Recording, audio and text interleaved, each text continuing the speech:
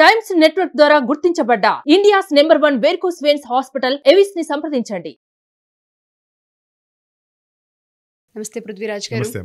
గత వారం రోజులుగా కోల్కతా ఇన్సిడెంట్కి సంబంధించి మనం ఎప్పటికప్పుడు అసలు ఏం జరుగుతుంది, సిబిఐ ఎంక్వైరీ ఏ విధంగా కొనసాగుతూ ఉందన్న వాటిపైన మనం మాట్లాడుతూనే ఉన్నాం. ఇవాళ కనుక మనం చూస్తే ఏ రోజైతే నిందితుడిని పట్టుకోవడం జరిగిందో, సిబిఐ ఎంక్వైరీ కొనసాగిందో, నేనే చేశానని ఒప్పుకోవడం జరిగింది. తర్వాత కోర్టుకి ఎప్పుడైతే తీసుకొచ్చారో నేను కాదని చెప్పడం జరిగింది. ఎప్పుడైతే పోలిగ్రఫీ టెస్ట్ జరిగిందో నేను వెళ్ళేసరికి అమ్మాయి చనిపోయిందని చెప్పడం జరుగుతుంది. అసలు ఏది నిజం, ఏది అబద్ధం, దేన్ని నమ్మాలి, దేన్ని నమ్మకూడదన్న పాయింట్లో ప్రతి ఒక్క ఆడియన్ ఎవరైతే వాచ్ చేస్తున్నారో వాళ్ళకు ఒక కన్ఫ్యూజన్ వచ్చింది. దీనికి అసలు న్యాయం జరిగే అవకాశం ఉంటుందా, జస్టిస్ వస్తుందా అని అడుగుతున్నారు. సరే, ఎగ్జాంపుల్ నేనే అడుగుతున్నాను. సిరీస్ ఆఫ్ వీడియోస్ మనం చేసాం జస్టిస్ కోసమని. ఒక ఆడపిల్లగా అదే ఇన్సెక్యూరిటీ నాకు కూడా ఉంటూ ఉంటుంది. ఏదైనా జరిగితే న్యాయం దిశగా వెళ్ళే ప్రాసెస్లో ఈ కన్ఫ్యూజన్స్ ఏంటి? సిబిఐ ఎంక్వైరీలో ఫస్ట్ చేసినప్పుడు నేనే చేశానని ఒప్పుకోవడం, తర్వాత కోర్టుని ఆశ్రయించిన తర్వాత నేను కాదని చెప్పడం, పోలిగ్రఫీ టెస్ట్ అయిపోయిన తర్వాత నేను వెళ్ళేసరికి జరిగిపోయిందంతా అని చెప్పడం అన్న వాటిపైన అనుమానం రేకెత్తుతుంది. దీన్ని ఏ విధంగా చూడాల్సిన అవసరం ఉంది? అసలు వాస్తవ కోణాలు ఏంటి? న్యాయ విచారణ జరిగేటువంటి ప్రాసెస్లో ఇన్వెస్టిగేషన్, ఇంట్రాగేషన్ రెండు యాంగిల్స్లో మనం చేస్తాం. ఇన్వెస్టిగేషన్ అంటే మనిషిని, అతనికి ఉండేటువంటి ఎవిడెన్సెస్ కానీ అన్నీ చూసి వెరిఫై చేసి చెప్పేది ఇన్వెస్టిగేషన్. ఇంట్రాగేషన్ అంటే వ్యక్తిని మాత్రమే ప్రశ్నలు అడుగుతా చేసేదాన్ని ఇంట్రాగేషన్ అంటాం. ఇన్వెస్టిగేషన్, ఇంట్రాగేషన్ జరుగుతున్న ప్రక్రియలో అనేకమైనటువంటి మార్పులు చేకూరుతూ ఉంటాయి. అంటే మీరు అడిగిన ప్రశ్న కరెక్టేమ్మా, దానికి నేను కూడా ఒప్పుకుంటున్నాను. కాకపోతే లీగల్ సిస్టంలో ఏమవుతుందంటే, ఏదైనా సరే న్యాయం జరగాలి ఒక వ్యక్తికి అంటే కనుక సంపూర్ణంగా విచారణ జరగాలి. అది అందరూ ఒప్పుకోవాల్సిన విషయం. అది సంపూర్ణంగా విచారణ అనేసరికి అతను ఫస్ట్ అరెస్ట్ అయ్యాడు. ఎవరి దగ్గర అరెస్ట్ అయ్యాడు? పోలీసు వాళ్ళ దగ్గర అరెస్ట్ అయ్యాడు. కన్ఫెషన్ స్టేట్మెంట్ ఇచ్చాడు. ఎవరి దగ్గర ఇచ్చాడు? పోలీసు వాళ్ళ దగ్గర ఇచ్చాడు. సిబిఐ వాళ్ళకి కాదు.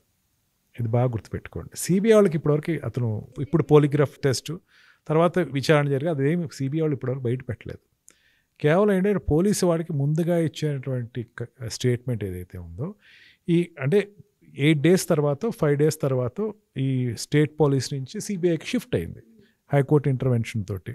8th నుంచి 9th జరిగినటువంటి ఇష్యూని, 9th వెళ్ళి ఆస్ట్రా జరిగినటువంటి ఇష్యూని 9th, 10th, 11th, 12th, 13th, 14th ఎప్పుడు సిబిఐకి ఇచ్చారు. ఈ లోపల పోలీసు వాళ్ళు, అక్కడ ఉండేటువంటి స్టేట్ పోలీసు వాళ్ళు అతని దగ్గర నుంచి ఒక కన్ఫెషన్ స్టేట్మెంట్ తీసుకుంటారు. దానిలో ఏమవుతుందంటే అతను ఒప్పుకున్నాడు, నేనే చేశాను, ఏం చేసుకుంటే చేసుకోండి అని చెప్పాడు. అన్నది నమ్మకే కదా సిబిఐకి ఇచ్చాం. సిబిఐకి ఎందుకు ఇచ్చాం?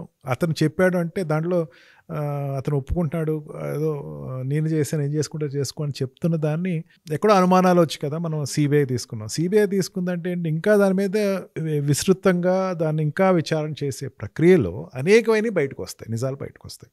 అల్టిమేట్గా అందరూ కోరుకునేది ఏంటంటే జస్టిస్. మీరు కోరుకున్న, మన వ్యూవర్స్ కోరుకున్న జస్టిస్ అన్నది, నేను అదే చెప్తున్నాను. నేను ఈ రకంగానే జస్టిస్ రావాలనుకుంటే తప్పు. అంటే ఇతనే ఖచ్చితంగా నిందితుడు అవ్వాలనుకుంటే తప్పు. ఇంకా ఏదైనా ఉందా అనే దాని మీద ఎక్కువ ఆలోచిస్తూ ఉంటుంది ఈ సిబిఐ వ్యవస్థ కానీ, ఈ పోలీస్ వ్యవస్థ కానీ. ఇతను ఒక మాట ఫస్ట్ చెప్పాడు. ఏమన్నాడు? నేనే చేశాను అని చెప్పేసి స్టేట్మెంట్ రికార్డ్ చేసి ఉంటారు, ఖచ్చితంగా వీడియో తీసుకుంటారు. భారత ఎవిడెన్స్ యాక్ట్ ప్రకారం ఏదైనా ఒక స్టేట్మెంట్ పోలీసు వారి ముందు చెప్తే అది నమ్మాల్సిన అవసరం పూర్తిగా లేదు అన్నది మనం కోర్టులు తీసుకుంటున్నటువంటి ఒక వాస్తవం. దాన్ని అడ్మిషన్ అంటారు. Admission before police is not a confession. అంటే వాళ్ళ దగ్గర తీసుకునేటప్పుడు వాళ్ళు భయపెట్టి తీసుకున్నారు, లేకపోతే ప్రలోభపెట్టి తీసుకున్నారు అన్నది ఆ యాంగిల్లో తీసుకుని కోర్టు దగ్గరికి వచ్చేసరికి, లేకపోతే confession with the second person, బయట వాళ్ళ దగ్గర ఇచ్చినటువంటి కన్ఫెషన్స్కి ఎక్కువ విలువ ఇస్తుంది. పోలీస్ వారి దగ్గర అతను అడ్మిషన్ ఇచ్చాడు, కోర్టు దగ్గరికి వచ్చేసరికి పూర్తిగా నెగిటివ్గా వచ్చేసాడు. అంటే మనం ఏమనుకోవాలా?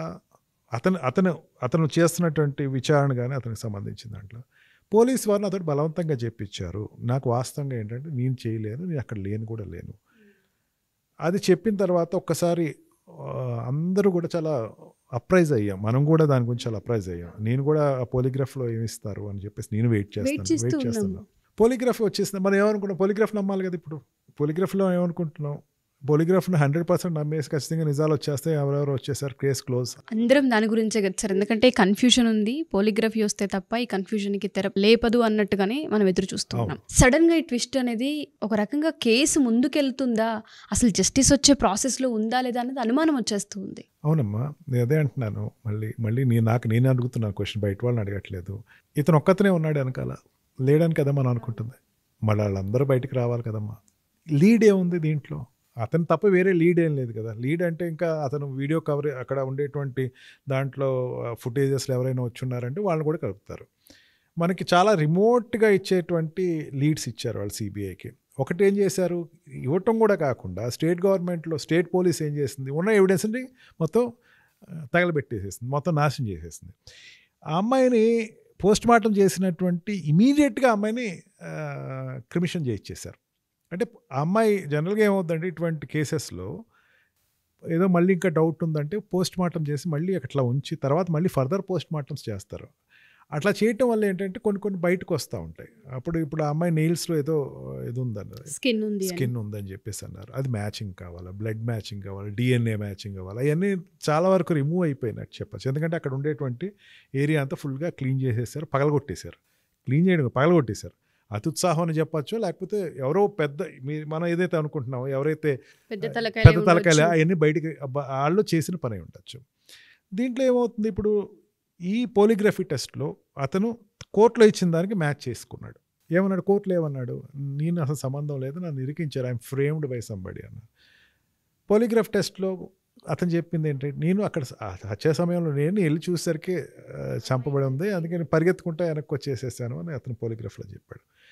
పోలిగ్రాఫ్ని 100% నమ్మచ్చా నమ్మకూడదా అంటే అమ్మా, పోలిగ్రఫీ అనేది ఇట్స్ అన్ యాక్చువల్గా ఏంటంటే పోలిగ్రఫీ టెస్ట్ కానీ, నార్కోటిక్ టెస్ట్లు కానీ, లేకపోతే బ్రెయిన్ మ్యాపింగ్ కానీ కాన్స్టిట్యూషన్కి ఒక రకంగా వ్యతిరేకంగానే ఉంది. వ్యతిరేకత అంటే చేయొద్దు అని కాదు. జనరల్గా ఏమంటామంటే ఏ వ్యక్తిని తనకి ఇష్టం లేకుండా ఒక సాక్ష్యం చెప్పడానికి వీల్లేదు, అతని ఇష్టాలతోటి చెప్పించాలనేది ఒక తీసుకునేటువంటి ఒక విధానం. దీంట్లో పోలిగ్రాఫ్ టెస్ట్ ఏం చేస్తారు, అతనికి ఒక డ్రగ్స్ ఎక్కించి డ్రగ్స్లో అతను చెప్పేటువంటి దాన్ని మత్తులో చెప్పిస్తారు. అతనితోటి మత్తులో చెప్పింది 100% కరెక్టా అవుతుందా అన్నది కేవలం ఒక 60-70% పాసిబిలిటీ తీసుకుంటారు. మిగతాదంతా మేబీ ఆడు చెప్పింది అబద్ధం అని మనం ఏదైతే అనుకున్నామో అట్లా తీసుకుంటే జరుగుతుంది. ఈ వైల్డ్గా వచ్చేటువంటి ఈ ఎవిడెన్సెస్ని ఎల్బీస్ అంటామా, ఎల్బీసెస్ని ఎంతవరకు నమ్ముతాము అంటే ఇంకా విచారణ జరిగే కొద్దీ ఫర్దర్గా సైమల్టేనియస్గా ప్యారలల్గా ఇతను చేసినప్పుడే సంజయ్ ఘోష్ ఇంటి దగ్గర రైడ్ జరిగింది. సంజయ్ ఘోష్ దగ్గర రైడ్ చేసినప్పుడు ఇంకా 3-4 డాక్టర్స్ని కూడా కలుపుకున్నారు దీంట్లో. ఆ డాక్టర్స్ని కలిపారు, వాళ్ళ దగ్గర నుంచి ఎంత డబ్బు వెళ్ళింది, ఇది అసలు యాక్చువల్గా మొత్తం తీగ లాగుతుందమ్మా సిబిఐ. తీగ లాగుతున్నప్పుడు ఇంకా వర్క్ చేయాలి కదమ్మా. ఏదైతే పోలిగ్రఫీ జరుగుతుందో టెస్ట్, ఆ ప్రాసెస్లోనే ఆ టైంలో ప్రిన్సిపల్ ఇంటి పైన రైడ్ కూడా జరిగింది. సిబిఐ వాళ్ళే రైడ్ చేశారు. అంటే ఈ ఏసీబీ రైడ్ వేరు, సిబిఐ రైడ్ వేరు. సిబిఐ రైడ్ చేశారు. సిబిఐ రైడ్ చేసి 15 ప్రాంతాల్లో అన్నీ శోధన చేయటం, సెర్చ్ చేయటం జరిగింది. అతని మీద కంప్లైంట్ కూడా వచ్చింది ప్యారలల్గా. ఇది అయిన తర్వాత ఒక ఉద్యోగి అతను చాలా అక్రమాలు చేశాడు కంప్లైంట్ ఇచ్చారు. ఆ కంప్లైంట్ నేపథ్యంలో చేశారు. అంటే తీగ లాగుతున్నారు, గట్టిగా లాగుతున్నారు. ఇప్పుడు స్టేట్ గవర్నమెంట్ ఎందుకు దాసింది అన్న దాని మీదలోకి వెళ్ళాలి అంటే ఇతను ఒక్క స్టేట్మెంట్ అనేది ఇక్కడతోటి మనకేమవుతుంది, ఎండ్ అవుద్దమ్మా. ఇక్కడతోటి కర్టెన్ క్లోజ్ అయిపోద్ది. ఇక్కడ కాదు, ఇతనితోటి కాదు. ఇతను ఒకటి ఫ్రేమింగ్ అనుకుంటున్నాం, ఇతను ఎవరో పెట్టారు అని మనం ఏదైతే మనం నమ్ముతున్నామో, మృగుడే, అతను ఒక మృగమే, లేకపోతే రాక్షసంగానే చేశాడు, మనకు దాన్ని కాదంటానికి ఏం లేదు. కానీ అతను ఇప్పుడు ఇచ్చిన స్టేట్మెంటు అందరినీ ఆశ్చర్యం కలిగిస్తుంది. అతన్ని చేయలేదు అంటే ఇంకొకరు చేసి ఉండాలి కదా, చేసిన వ్యక్తి బయట రావాలి కదా. అంటే ఇతని దగ్గర నుంచి లీడ్ ఇంకా ఫర్దర్ ఇన్వెస్టిగేషన్ చేయాలమ్మా. ఏదైనా సరే అమ్మా, ఏదైనా కావచ్చు, ఈ ఇన్వెస్టిగేషన్ ఎంత జరిగినా ఏం జరుగుతున్నా ఒక విషయం మాత్రం మనం బాగా గుర్తుపెట్టుకోవాలి, సుప్రీంకోర్టు చీఫ్ జస్టిస్ పర్యవేక్షణలో జరుగుతుంది. ఆయన నిరంతరం దీన్ని పర్యవేక్షిస్తున్నారు.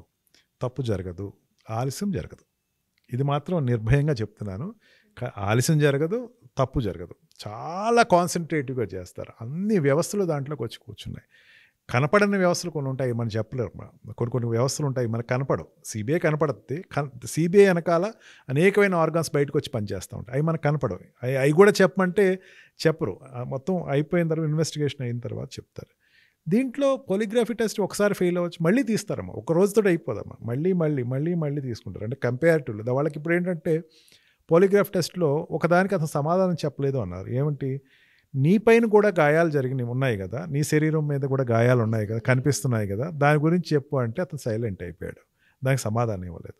అది కాకుండా సిబిఐ ఆఫీసర్ నిన్న ఒక ఆయన బయటకు వచ్చి చెప్పింది, మన టైమ్స్లో నిన్న న్యూస్ ఏంటంటే 100% కోఆపరేట్ చేయలేదు అన్నట్టు చెప్పాడు అతను ఈ పాలిగ్రఫీ టెస్ట్లో. అందుకని దాంట్లో 100% ఇది అని కాదు, ఇంకా డెవలప్మెంట్స్ ఉన్నాయమ్మా, ఇంకా వస్తున్నాయి, ఇంకా రావాలి. అతను డాక్టర్ని ఈవెన్ సంజయ్ ఘోష్ని అడగాల్సినటువంటి ప్రశ్నలు ఉన్నాయి, ఇవన్నీ కూడా చేసుకుంటే ఇది ఒక స్టార్ట్ అయింది, ఇప్పుడే స్టార్ట్ అయింది, అతి త్వరలోనే ఒక 1 వీక్లో అట్లాగా మనకి మొత్తానికి కర్టెన్స్ అన్ని క్లియర్ అవుతున్నాయి. ఏం లేదు దీంట్లో ఉషా, మొత్తం క్లోజ్ అయిపోయిన కర్టెన్ని మొత్తం క్లోజ్ అయిపోయి సీల్ చేసినటువంటి ఒక గోడని మళ్ళీ పగలగొట్టుకుని ఓపెన్ చేసి మనం ఇప్పుడు ఇన్వెస్టిగేషన్ చేస్తున్నారు. ఒక్క లీడ్స్ కూడా సరిగ్గా కన్స్ట్రక్టివ్ లీడ్స్ అయితే చాలా వరకు మిస్ అయిపోయినాయి అని చెప్పచ్చు. ఇది వేగ్గా చేస్తున్న దాంట్లో కొంచెం టైం అయితే పడుతుంది. టైం అంటే ఏదో సంవత్సరాలు అయితే కాదు, ఖచ్చితంగా న్యాయం జరుగుతుంది. అన్నీ బయటకు వస్తాయి, నిందితులు బయటకు వస్తారు. నిందితులు ఒకడనే కాదు, చాలామంది ఉన్నారు. అన్ని లింక్స్ అనేది బయటకు వస్తాయి. మనం ఇట్లా బాగానే చెప్పుకుంటున్నాం, కొంతమందికి చేసిన వాళ్ళందరికీ ఇంకా ఎంత గడగడలాడిపోతున్నారు. వాళ్ళందరూ బయటకు వస్తే మా పరిస్థితి ఏంటి, అని మమ్మల్ని సేవ్ చేసేది ఎవరు అని వాళ్ళు ఉన్నారు. ఖచ్చితంగా అందరూ వస్తారు. ఎవరిని సేవ్ చేయట్లేదు. చీఫ్ జస్టిస్ ఆఫ్ ఇండియా చాలా కీన్గా, కాషియస్గా ప్రతిదాన్ని ఆయన వెరిఫై చేసుకుంటున్నాడు. ఖచ్చితంగా న్యాయం జరుగుతుంది. Thank you sir. అనాలిసిస్ అనేది ఎప్పటికప్పుడు అవసరం దీనిపైన, ఎందుకంటే చాలామందికి అనుమానాలు ఉన్నాయి. జస్టిస్ ఏ విధంగా వస్తుందన్న దానిపైన ఎదురు చూస్తూ ఉన్నాము. ఎస్పెషల్లీ యావత్ దేశం మొత్తం కూడా జస్టిస్ కోసమే చూస్తూ ఉంది. దీనికి సంబంధించి పూర్తి వివరాలు ఇంకా వెలువడాలి కాబట్టి ఎదురు చూద్దాం. నెక్స్ట్ అసలు ఏం జరుగుతుంది ఏంటన్న దానిపైన. ఏం జరిగినా జస్టిస్ మాత్రం రోజుల వ్యవధిలో అయినా సరే వచ్చే అవకాశం కల్పించారని సుప్రీంకోర్టు కోరుకుందాం. Thank you sir. Thank you so much. Suman టీవీలో మీ పర్సనల్ అండ్ బిజినెస్ ప్రమోషన్స్ కోసం కింది నెంబర్కి కాంటాక్ట్ చేయండి.